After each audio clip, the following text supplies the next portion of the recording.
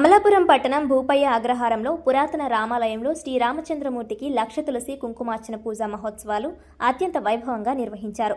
200 సంవత్సరాల పురాతన దేవాలయంలో శ్రీరాముని కొలుస్తున్న భక్తులు ఇక్కడ ఎన్నో అద్భుతమైన కార్యక్రమాలను బాలభక్త సమాజం కమిటీ సభ్యులు నిర్వహిస్తున్నారన్నారు. ఈ స్వామివారికి పూజలు నిర్వహించడం వలన భక్తులకు సర్వ సౌకర్యం జయము కలుగుతుందని త్వరలో నూతన దేవాలయాన్ని ప్రారంభించబోతున్నట్లు బాలభక్త సమాజం ఆలయ కమిటీ తెలిపారు. ఈ కార్యక్రమంలో భూపయ్య అగ్రహారంలోని భక్తులు పాల్గొని వేద పండితులు చెప్పిన ప్రవచనాలు వినడంతో పాటు పూజా కార్యక్రమాలు నిర్వహించారు. అనంతరం భక్తులందరూ స్వామివారి ప్రసాదాలను స్వీకరించారు. ఈ కార్యక్రమంలో అధిక సంఖ్యలో మహిళా భక్తులు పాల్గొన్నారు.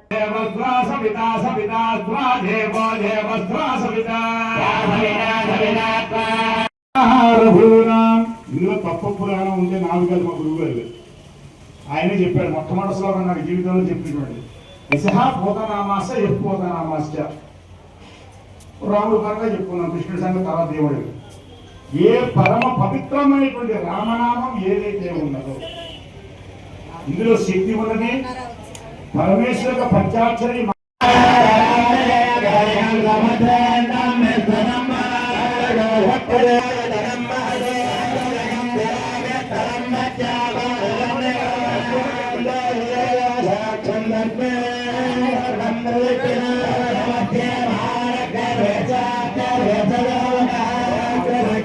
అత్యంత పరమ పవిత్రమైన ఈ కోనసీమ ప్రాంతంలో వెలిసి ఉన్న అమలాపురంలో వెలిసి ఉన్నటువంటి రామచంద్ర ప్రభువు అత్యంత పురాతనమైనటువంటి ఆలయం.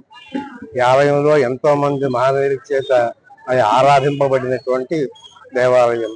ఇక్కడ నిరంతరం కూడా పూజలు, అభిషేకాలు, కార్యక్రమాలు, పారాయణలు, సుందరకాండ పారాయణలు, విష్ణు సహస్రనామ పారాయణలు, హనుమాన్ చాలీసా పారాయణలు, ఈ రకమైన కార్యక్రమాలు అవిచ్ఛిన్నంగా ఎంతో కొన్ని సంవత్సరాల నుంచి సాగుతున్నటువంటి పవిత్ర క్షేత్రం. ఇది వెలిసినటువంటి క్షేత్రం, కోరినటువంటి కోరికలను తీర్చేటటువంటి క్షేత్రం ఈ రామక్షేత్రం అనేటువంటిది. ఇక్కడ నూతనమైనటువంటి ఆలయ నిర్మాణం కూడా జరుగుతుంది. ఇక్కడ ఈ ధనుర్మాసంలో ఇక్కడ నెలలాడు కూడా ఇక్కడ తిరుపావే జరుగుతుంది. ఇది మా పూర్వకాలంలో ఉండేటటువంటి బాజా భయంతో నదీ తీరాలకు వెళ్ళి జలాలు తీసుకొచ్చినట్టుగా ఇక్కడ నెలలాడు కూడా తెల్లవారుజామున నీరు తీసుకురావడం, ఆ నీటితోటి ఇక్కడ స్వామి సేవించడం, పూజించడం అనేది జరుగుతుంది. అది ఎక్కడో కానీ ఏ మొరమళ్ళ ఇలాంటి చోట్ల కానీ చాలా చోట్ల ఇటువంటి కార్యక్రమాలు అత్యంత పరమ పవిత్రమైన క్షేత్రాలలో మాత్రమే ఈ ధనుర్మాసంలో జరిగేటువంటి అత్యద్భుతమైనటువంటి ఉత్సవం. అది రేపటి నుంచి ఇక్కడ ప్రారంభం కాబోతుంది. సరే, ఈ రోజు అపూర్వమైనటువంటి లక్ష తులసి పూజ చాలా అత్యంత వైభవంగా, మనోహరంగా భక్తజనులకు హృదయాలను రంజింపజేసేటట్టుగా అస్మదాచార్య పర్యంతం వందే గురు పరంపరాం దేవరాజ దయాపాత్రం దేవత్యాది గణార్ణవం భృగ్వాది మణిభిర్మాణ్యం వందే శ్రీ విగణోమణిం ఆపదామపహత్తారం ధాతారం సర్వసంపదాం లోకాభిరామం శ్రీరామం భూయో భూయో నమామ్యహం.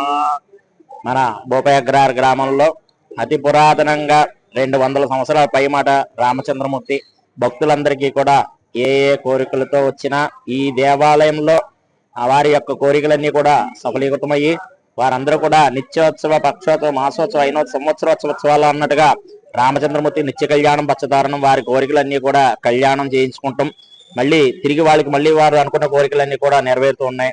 అటువంటి రామచంద్ర స్వామి వారికి మాసాన మార్గశీర్షోహం, ఈ యొక్క మార్గశీర్ష మాసం బహుళ నవమి, దశమి, ఏకాదశి సందర్భంగా ఈ 3 రోజులు కూడా త్రయాణిక దీక్షగా మొట్టమొదటి రోజుగా స్వామివారికి శాంతికర దివ్య కళ్యాణ మహోత్సవ కార్యక్రమం, 2వ రోజు గ్రామాన్ని ఉత్సవం ఊరేగింపుగా అంటే గ్రామాన్ని ఎరిగింప చేయడం గ్రామోత్సవంగా విశేషంగా జరగడం, 3వ రోజు ఈ రోజు స్వామివారికి ఏకాదశి మహాపర్వణం, అందులోనూ స్వామివారం ఈ రోజు స్వామివారికి ప్రాతకాలాన్ని విశేషార్చన కైంకర్యాలు పూర్తి చేసుకుని ముందుగా స్వామివారి యొక్క అనుజ్ఞ తీసుకుని విశ్వక్సేన ఆరాధన, పుణ్యాహ వాచనం, స్వామివారికి దివ్యతేజ ఆచార్యాది అత్వికవర్ణం, స్వామివారికి దివ్యతేజ ప్రకాశిత్యర్థం పంచామృత మండపారాధన, అలాగే మూర్త్యా ఆవాహన యోగ్యతా బలసిత్యర్థం కుంభ పూజా కార్యక్రమం. తదుపరి స్వామివారికి విశేషమైనటువంటి పళ్ళ రసాలతోనూ అలాగే పంచామృతంతోనూ సుగంధ ద్రవ్యాలతోనూ విశేష స్నపన తిరుమంజన కార్యక్రమం, తదుపరి అలంకార సేవ, స్వామివారికి బాలభోగ నివేదన కార్యక్రమం,